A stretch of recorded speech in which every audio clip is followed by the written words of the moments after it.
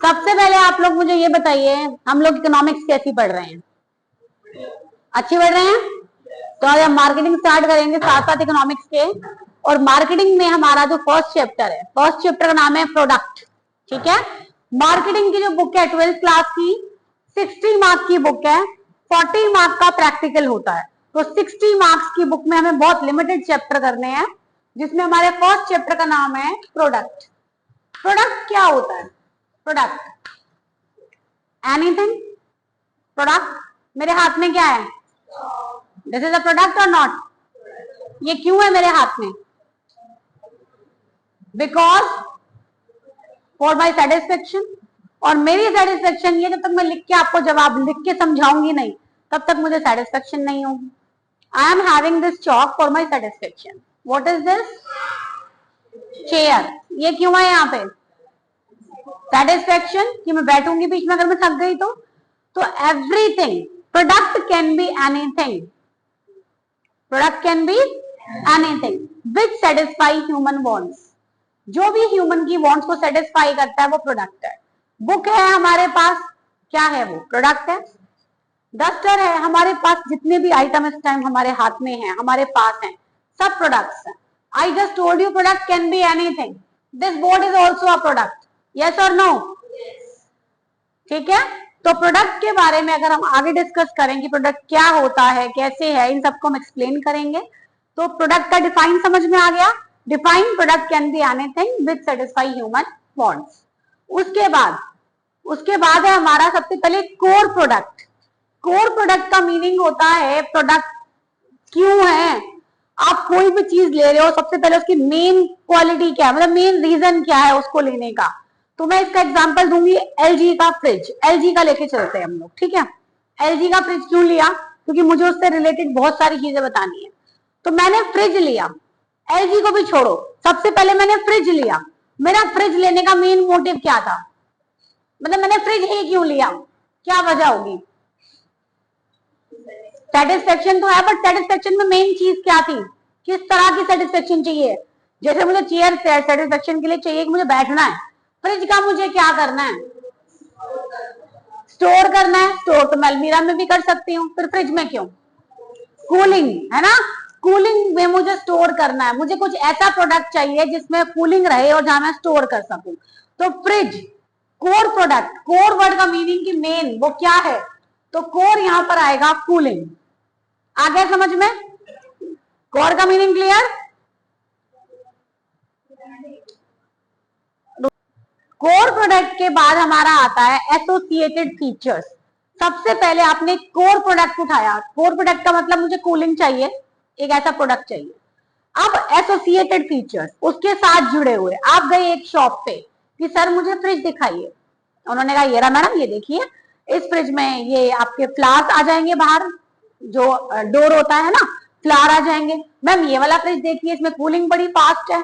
Ma'am आप ये वाला फ्रिज देखिए, ये डबल डोर है, आप इसको ऐसे ओपन कर सकते हैं। मैम आप ये वाला फ्रिज देखिए, ये तो काफी बड़ा है, इसमें स्टोरेज बहुत ज्यादा है, और ये वैसा वाला डबल डोर नहीं है, ये इस तरह से ओपन होता है, ठीक है ना, और भी ज्यादा स्टोरेज है। तो अब ये आपके आ गए कौन से फीचर्स हैं? Associate features. आपको मेन एक चाहिए था कि कूलिंग के लिए चाहिए मुझे, अब उसके साथ एसोसिएट फीचर्स। मैम इसमें कलर्स भी बहुत हैं, आप कौन सा कलर चूज करना चाहेंगे? Associate features. तो ये सब उसके साथ जुड़े होते हैं। अब आपको उसमें से जो सा चाहिए वो आप चूज कर लेंगे, ठीक है। अब उसके बाद है ब्रांडिंग। क्या होती है? ब्रांडिंग। ब्रांड जो होता है, ब्रांड क्या होता है? ब्रांड होती है जिसके दिमाग में आते ही आपके तो यार ब्रांड बहुत बढ़िया। कितनी चीजें होती हैं कि लोग आपको देखते ही बोल देते हैं कि ब्रांड अच्छा है। कैसे बोल देते हैं लोग ब्रांड के बारे में? क्योंकि उस ब्रांड ने अपनी एक मार्केट वैल्यू बनाई होती है, उस मार्केट वैल्यू की वजह से ही तो आप उसको बोलते हो कि ब्रांड अच्छा है। अब मैंने बोला कि एलजी, और रियली मैं एलजी का ही यूज करती हूँ, तो एलजी ने कहीं ना कहीं तो मेरे माइंड में अपनी इमेज बनाई होगी। तो वो जो मार्केट में इमेज बनती है वो किससे बनती है? ब्रांड से बनती है।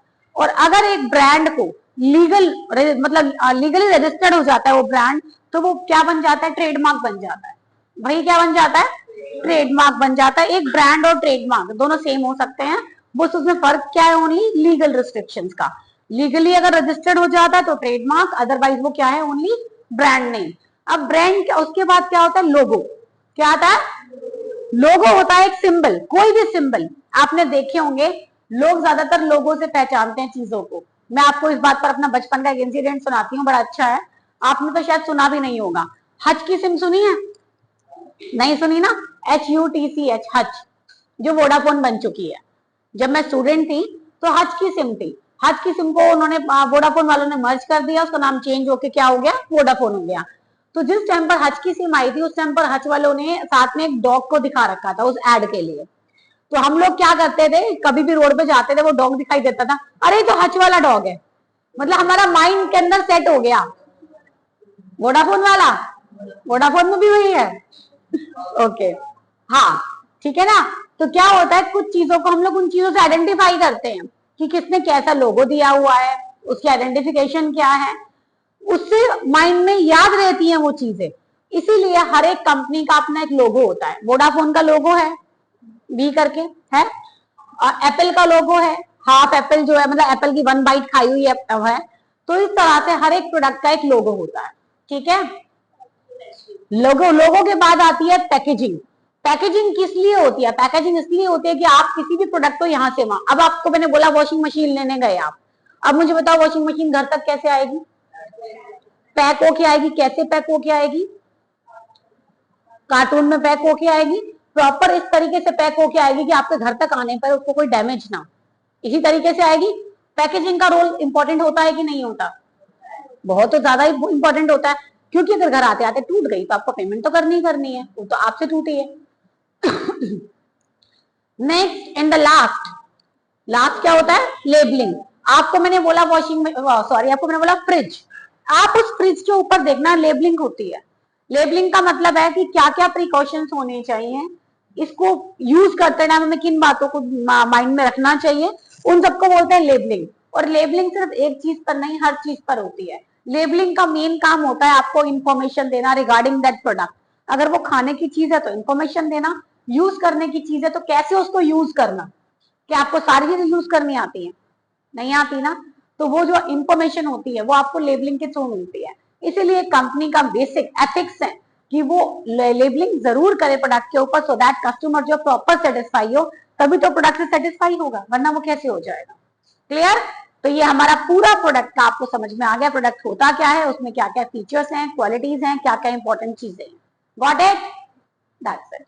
एलजी के अंदर हमारे पास, जिसके अंदर आपको, जैसे इसमें हैंडल नहीं था, सेकंड फ्रिज के अंदर आपको विद हैंडल विद लॉक, इसके अंदर आपको प्लेन कलर था, इसमें स्टील फिनिशिंग कलर है। अगर आप ध्यान से देखेंगे इसके अंदर कलर्स हैं, फिनिशिंग है।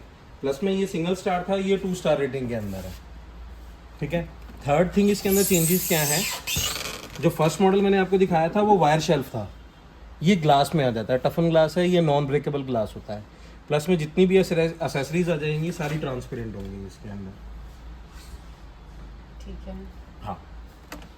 और प्रिंट में कलर यही होता है? प्रिंट के अंदर थर्ड मॉडल आता है, इसी में रेट में वेरिएशंस आती है। सपोज दैट ये फॉर एग्जांपल 12,500 का है, 1000 इंक्रीज हो जाएंगे जस्ट बिकॉज के हैंडल आ गया, लॉक आ गया और अंदर वायर ग्लास आ गया, टफन ग्लास। इसी में अगर हम फर्दर जाते हैं, एलजी के अंदर ही आता है, इसमें आपका पूरा फ्लावर प्रिंट आ जाएगा।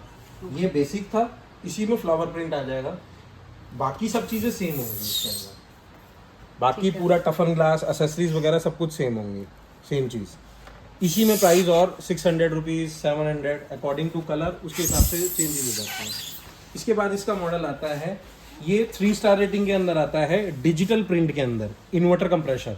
ये नॉर्मल कंप्रेशर है, इसकी इलेक्ट्रिसिटी की कंजप्शन है वो ज़्यादा है। इन्वर्टर कंप्रेशर के अंदर इलेक्ट्रिसिटी कंजप्शन जो है वो हमारी कम हो जाती है। प्लस में थोड़ा सा कंपनी ने क्या कर दिया, मॉडल्स को थोड़ा सा बोल्ड कर दिया है और डिजिटल प्रिंट कर दिया है। अंदर से देखेंगे बाकी सब कुछ सेम आएगा, इसमें और प्राइस इंक्रीज हो जाता है। बाकी इसके अंदर हमारे फर्दर्स मॉडल आते हैं, 10 ईयर वारंटी के साथ आता है, जैसे ये 5 ईयर वारंटी के साथ ये एलजी कंपनी के हैं? ये भी एलजी, ये सारे एलजी के हैं ना? हाँ, सारे ये एलजी के हैं। ओके, एलजी एक ट्रस्टेड ब्रांड है वैसे। हाँ, इसके अंदर ये आ गया 10 ईयर कंप्रेशर वारंटी के साथ आ गया, सेम मॉडल है, डिजिटल प्रिंट के साथ है। ये 5 ईयर वारंटी के साथ है, ये 10 ईयर वारंटी के साथ है। भैया मेरी फैमिली बड़ी है, ये तो मुझे छोटे लग रहे हैं। हाँ, इसी में अगर आप बड़ा मॉडल देखते हो तो हमारे पास इसमें बड़े मॉडल्स भी अवेलेबल है।